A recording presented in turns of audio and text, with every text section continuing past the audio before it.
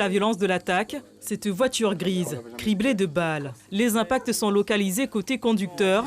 Ici, un projectile a traversé l'appui-tête du siège arrière. Selon ces chasseurs, 3 passagers occupaient le véhicule.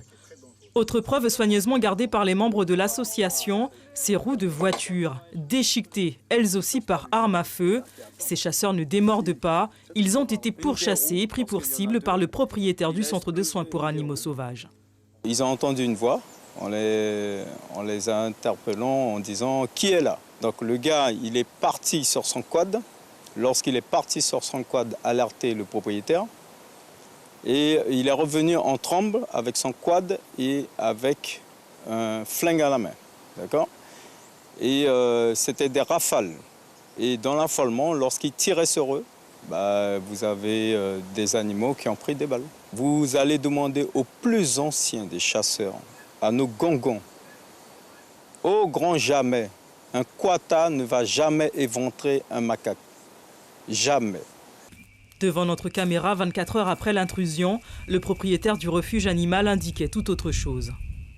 Mon bénévole qui était là, qui s'occupait des animaux, qui faisait la tournée, et puis d'un coup il a vu un gars caché derrière les arbres. Il allait chercher le fusil, il a tiré un coup en l'air, il a pris le quad et il est venu me rejoindre. En fait, moi j'avais vu 2 voitures à l'entrée juste garées un petit peu plus loin que l'entrée de la propriété. Donc je suis allé voir, bon, les voitures étaient toujours là. Je suis revenu et là un ami me dit il y a la voiture marron qui s'en va. Donc je me suis dit ça doit être eux. Donc du coup je suis parti avec le quad. Et ils se sont arrêtés un peu plus loin, ils avaient un pneu crevé. Ils se sont arrêtés un petit peu plus loin, donc du coup je leur ai dit d'attendre là et qu'on attendait la police pour savoir ce qui s'était passé.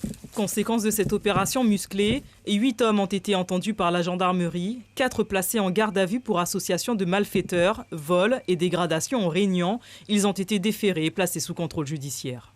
Pour l'instant, on a des déclarations qui sont des déclarations divergentes, puisqu'on a des membres de l'association Onka qui disent avoir tiré 2 coups de feu en l'air. On a un véhicule qui a été retrouvé, utilisé par les 8 individus qui ont pénétré dans l'association, qui a été retrouvé et qui présente des traces d'impact de plomb. Donc là, il y a une enquête qui est en cours pour déterminer les responsabilités, déterminer les conditions d'usage exactes de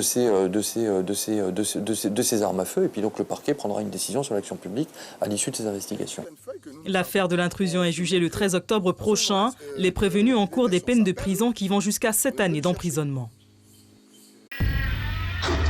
Suivez l'info sur Guyana Première, télé, radio et Internet.